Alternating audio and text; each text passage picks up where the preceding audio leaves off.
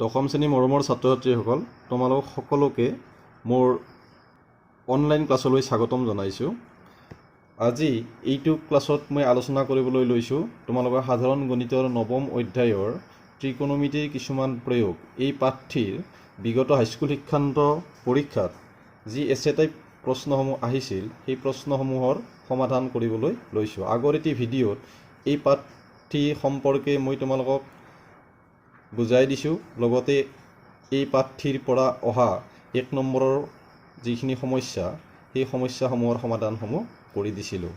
আজি আমি এই পাঠটিৰ পৰা 2015 চনৰ পৰা 2020 চনলৈ যি এছে টাইপ কুৱেশ্যন HSLC এক্সামত আহিছে তাৰ সমাধানসমূহ কৰিবলৈ লৈছোঁ।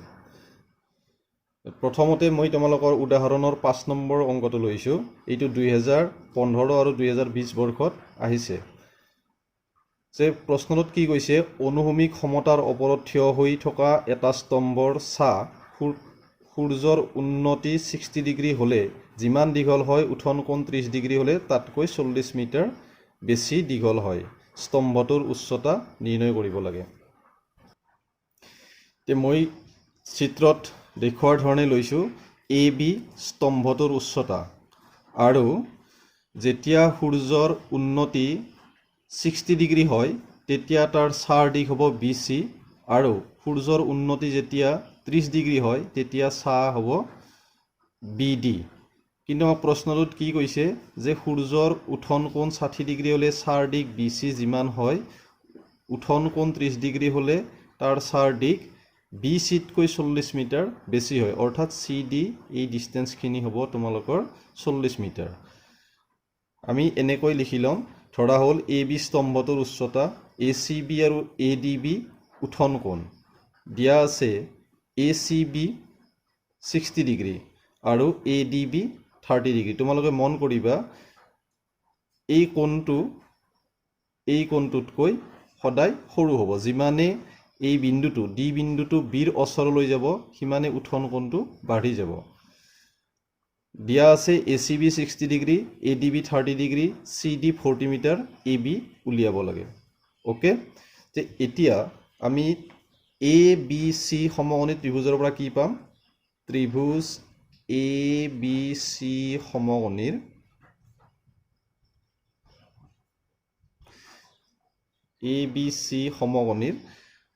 tan 60 ডিগ্ৰী,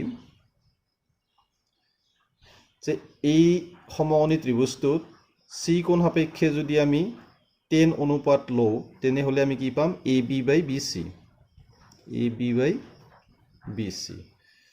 চ' tan 60ৰ মানটো আমি জানো কি? √3 = AB/BC। যদি আমি বজ্ৰবুৰণ কৰোঁ তেনেহ'লে কি পাম? AB = √3BC। এইটো 1 নম্বৰ আমি সমীকৰণ দি থম। এতিয়া ত্ৰিভুজ ABD সমকোণীৰ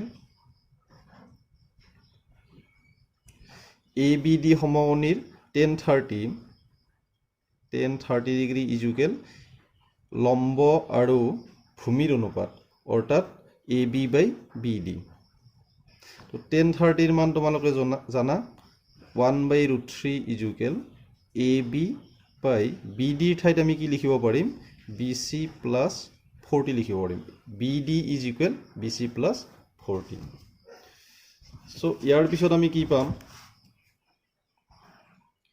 বজ্ৰবুৰণ কৰিলে আমি পাম √3AB = BC + 40। 1 নম্বৰ সমীকৰণৰ পৰা ABৰ মান যদি ইয়াত বহাই দিওঁ তেনেহ'লে কি হ'ব? √3BC = BC + 40। চ' ইয়াৰ পৰা আমি কি পাম? 3BC = BC + 40। চ' ইয়াৰ পিছত আমি কি পাম? 3BC - BC, এই BC টাৰ্মটো এইফালে আহিলে নিগেটিভ হৈ আহিব, গতিকে 40। ইয়াৰ পিছত 2BC = 40। BC = 40/2 = 20। কিন্তু আমাক প্ৰশ্নত কি বিচাৰিছিলে? AB নিৰ্ণয় কৰিব লাগে। গতিকে আমি 1 নম্বৰ সমীকৰণত কি পালোঁ, এ বি ইজুকেল √3 বি চি, আৰু ইয়াত বি চিৰ মান আমি কি পালোঁ 20, অৰ্থাৎ 1 ইমপ্লাইজ এ বি ইজুকেল 20 √3, অৰ্থাৎ আমি কি পালোঁ যে এ বি ইজুকেল √3, বি চিৰ মান ইয়াত পালোঁ 20, গতিকে বি চিৰ মান ইয়াত বহাই দিছোঁ, এ বি ইজুকেল 20 √3। Therefore, নিৰ্ণয় স্তম্ভটোৰ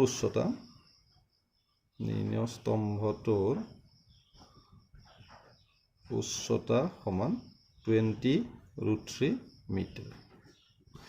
অ'কে, উদাহৰণৰ 7 নম্বৰ অংকটো চোৱা। এইটো 2018 ইংৰাজী বৰ্ষত হাইস্কুল শিক্ষান্ত পৰীক্ষাত আহিছে। প্ৰশ্নটোত কৈছে এখন নদীৰ ওপৰেদি থকা দলং এখনৰ এটা বিন্দুৰ পৰা নদীখনৰ দুই পাৰৰ পতন কোণ যথাক্ৰমে 30 ডিগ্ৰী আৰু 45 ডিগ্ৰী। যদি দুই পাৰৰ পৰা 3 মিটাৰ উচ্চতাত দলংখন থাকে তেনেহ'লে নদীখনৰ প্ৰস্থ নিৰ্ণয় কৰিব লাগে। মই চিত্ৰটো এই ধৰণে আঁকি লৈছোঁ যে ইয়াত এই কোণটো 30 ডিগ্ৰী যদি হয়, এ বি ডি এই কোণটো আৰু এই কোণটো হ'ব একান্তৰ অন্তকোণ, গতিকে এই কোণটোৰ যোগ হ'ব 30 ডিগ্ৰী। একেদৰে এ চি ডি এই কোণটোৰ যোগ হ'ব 45 ডিগ্ৰী।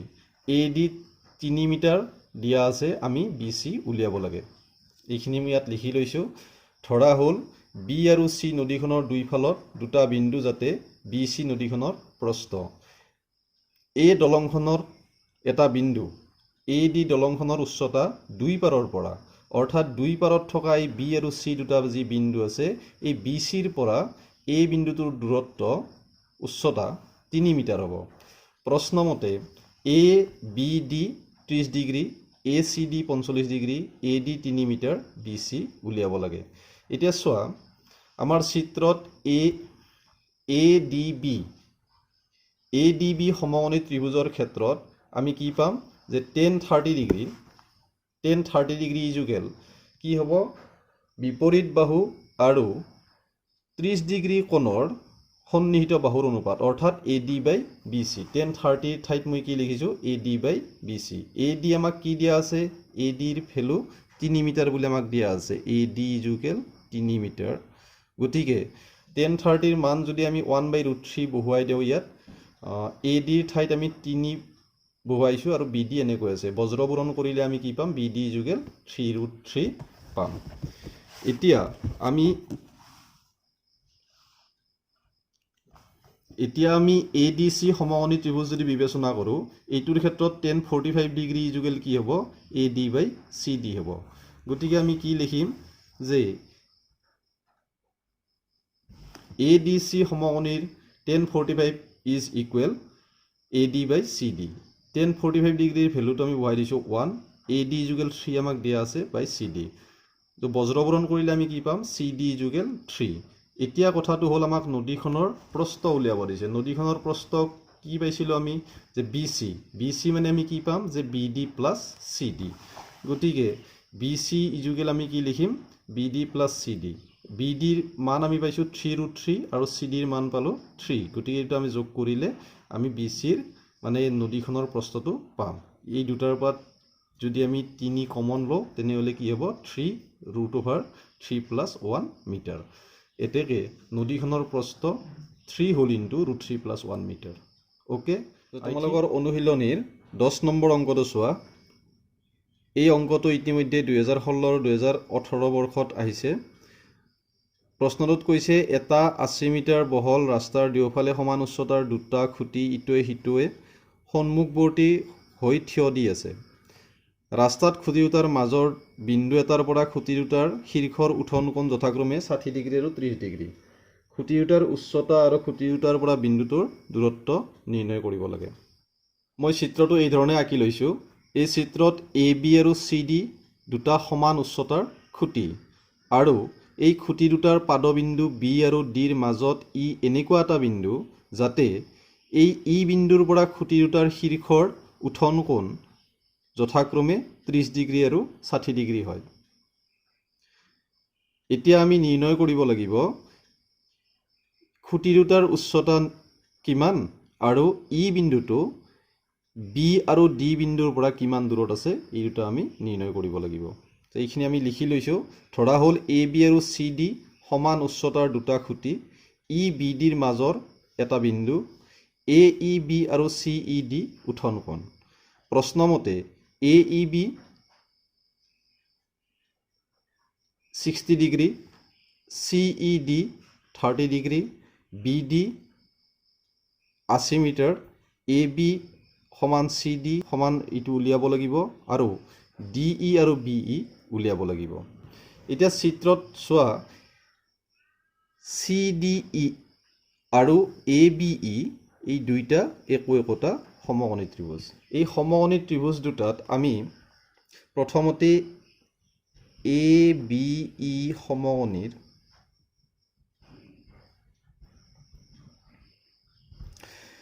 যদি এ বি ই সমকোণী ত্ৰিভুজৰ tan 60 ডিগ্ৰী লওঁ তেনেহ'লে আমি কি পাম? tan 60 ডিগ্ৰী ইজুকেল 60 ডিগ্ৰী কোণৰ বিপৰীত বাহু এ বি আৰু 60 ডিগ্ৰী কোণৰ সন্নিহিত বাহু হৈছে B E. tan 60 is equal √3 is equal A B by B E. So' ইয়াৰ পৰা আমি কি পাম? ইয়াৰ √3 তলত 1 আছে, বজ্ৰপূৰণৰ সহায়ত আমি কি পাম? এ বি ইজুকেল √3 বি ই। এইটো আমি নাম্বাৰ 1 দিছোঁ। এতিয়া চি ডি ই এই সমকোণী ত্ৰিভুজটোত যদি tan 30 ডিগ্ৰী লওঁ তেনেহ'লে আমি কি পাম? tan 30 is equal C D by D E.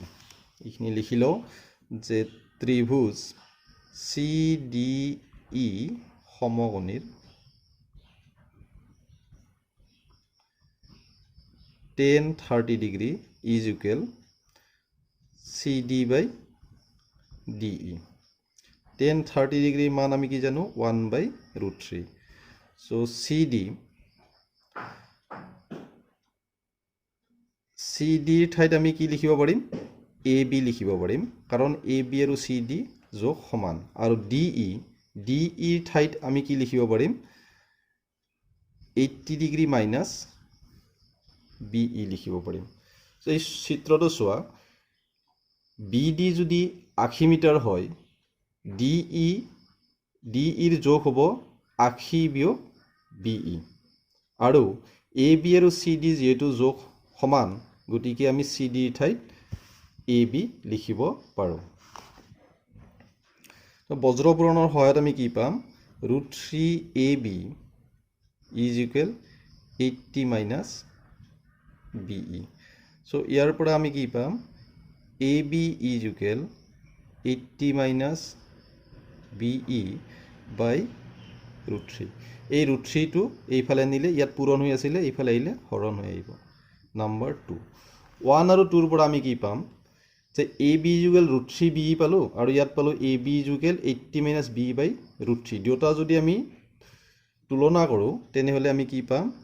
1 and 2 implies √3 B E is equal 80 minus B E by √3। তো বজ্ৰপূৰণৰ সহায়ত আমি কি পাম? 3 B E is equal 80 minus B E. এই নিগেটিভ বি ই যদি এইফালে আনো আমি কি পাম? Positive B E plus B E is equal 80। So' এইটোৰ পৰা আমি কি পাম? 4 B E is equal 80। So' B E is equal 4টো ইয়াত পূৰণ হৈ আছে, এইফালে আহিলে হৰণ হ'ব, ইজুকেল 20। চ' আমি বি ই কি পালোঁ? বি ই পালোঁ 20। Therefore D E is equal, চিত্ৰত চোৱা B D is equal 80 metre, B E is equal 20 metre, গতিকে ডি ই ইজুকেল কিবা 80 বিয়োগ 20। So' D E is equal 80 minus 20 metre is equal 60 metre. আকৌ 1 ইমপ্লাইজ এ বি ইজুকেল 1ত আমি কি পাইছোঁ? এ বি ইজুকেল √3 BE, অৰ্থাৎ আমি কি পাম এ বি ইজুকেল BEৰ ভ্যালু যেহেতু 20 √3 মিটাৰ। সো আমি গোটেইকেইটা এনসাৰ পাই গ'লো, অৰ্থাৎ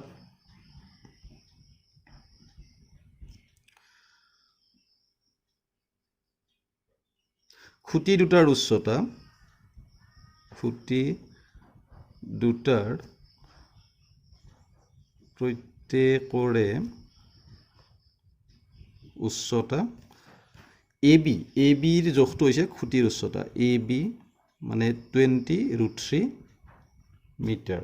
আৰু প্ৰশ্নত আমাক কি কৈছিলে, প্ৰশ্নত কৈছিলে DE আৰু BE, অৰ্থাৎ খুঁটি দুটাৰ পৰা বিন্দুটোৰ দূৰত্ব, মাজৰ যিটো বিন্দু ই আছিল সেই বিন্দুটোৰ দূৰত্ব, আৰু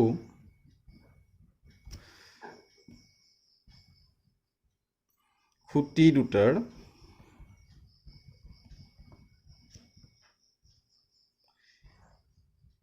এটাৰ পৰা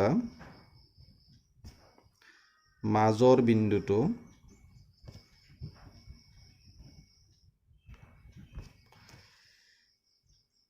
20 মিটাৰ আৰু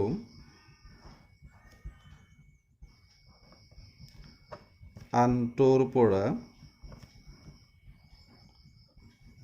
বিন্দুটো 60 মিটাৰ দূৰত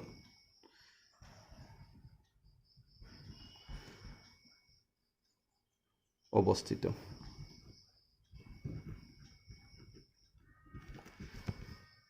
অনুশীলনীৰ 11 নম্বৰ সমস্যাটো চোৱা। 2017 বৰ্ষত আহিছে এই প্ৰশ্নটো। প্ৰশ্নটোত কৈছে এটা খালৰ এটা পাৰত এটা টেলিভিছন স্তম্ভ উলম্বভাৱে থিয় হৈ আছে। স্তম্ভটোৰ পোনে পোনে বিপৰীত দিশে আনটো পাৰত থকা এটা বিন্দুৰ পৰা স্তম্ভৰ শীৰ্ষৰ উঠন কোণ 60 ডিগ্ৰী। স্তম্ভৰ পাদবিন্দুৰ লগত এই বিন্দুটো সংযোগী ৰেখাত থকা এই বিন্দুটোৰ পৰা 20 মিটাৰ আঁতৰত থকা আন এটা বিন্দুৰ পৰা স্তম্ভৰ শীৰ্ষৰ উঠন কোণ 30 ডিগ্ৰী। স্তম্ভটোৰ উচ্চতা আৰু খালটোৰ প্ৰস্থ নিৰ্ণয় কৰিব লাগে। চিত্ৰত এ বি হৈছে মোৰ স্তম্ভটোৰ উচ্চতা, বি চি খালটোৰ প্ৰস্থ, আৰু চি বিন্দুৰ পৰা 20 মিটাৰ দূৰত্বত ডি এনেকুৱা এটা বিন্দু যাতে এ ডি বি এই কোণটোৰ জোখ 30 ডিগ্ৰী হয়। তো প্ৰশ্নমতে এ চি বি এই কোণটোৰ জোখ আমাক 60 ডিগ্ৰী দিয়া আছে, এ ডি বি 30 ডিগ্ৰী দিয়া আছে। বি চি হৈছে খালটোৰ প্ৰস্থ, এইটো আমি উলিয়াব লাগিব, আৰু এ বি হৈছে স্তম্ভটোৰ উচ্চতা, এইটো আমি নিৰ্ণয় কৰিব লাগিব। সো এ বি চি সমকোণী ত্ৰিভুজ যদি বিবেচনা কৰা হয় তেনেহ'লে 60 ডিগ্ৰী কোণটো যদি আমি চাওঁ, tan 60 ইজুকেল 60 ডিগ্ৰীৰ সন্মুখৰ বাহু এ বি আৰু 60 ডিগ্ৰী কোণৰ সন্নিহিত বাহু বি চি, অৰ্থাৎ tan 60 equal A B by B C. tan 60ৰ value আমাক আমি জানো, tan 60ৰ ভেলু √3, গতিকে √3 is equal A B by B C. বজ্ৰপুৰণৰ সহায়ত আমি কি পাম, A B is equal √3 B C, এইটো আমি 1 নম্বৰ দিছোঁ। এইবাৰ এ বি ডি সমকোণী ত্ৰিভুজ বিবেচনা কৰা। এ বি ডি সমকোণী ত্ৰিভুজত আমি কি পাম, tan 30 degree is equal A B by B D. চিত্ৰত চোৱা বি ডি ইজুকেল আমি কি পাম, B C plus 20। So' tan 30ৰ ভেলু আমি পুট কৰিছোঁ 1/√3, A B by B C plus 20 লিখিব পাৰিম। বজ্ৰপূৰণ কৰিলে আমি কি পাম, √3 A B is equal B C plus 20। গতিকে এ বিৰ মান আমি কি পাম, এই √3টো ইয়াত পূৰণ হৈ আছে, এইফালে আহিলে হৰণ হৈ আহিব, এইটো আমি নাম্বাৰ 2 দিলোঁ। 1 আৰু 2ৰ পৰা আমি কি পাম, 1ত পাইছোঁ A B is equal √3 B C, 2ত পাইছোঁ আমি কি A B is equal B C plus 20/√3। দুইটা যদি আমি তুলনা কৰোঁ তেনেহ'লে কি হ'ব, লেফ্ট ছাইড দুটা যিহেতু সমান আছে, ৰাইট ছাইড দুটা সমান হ'ব, অৰ্থাৎ 1 আৰু 2ৰ পৰা √3 বি চি ইজ ইকুৱেল আমি কি পাম, বি চি প্লাছ 20/√3। বজ্ৰপূৰণৰ সহায়ত আমি কি পাম, 3 B C is equal B C plus 20।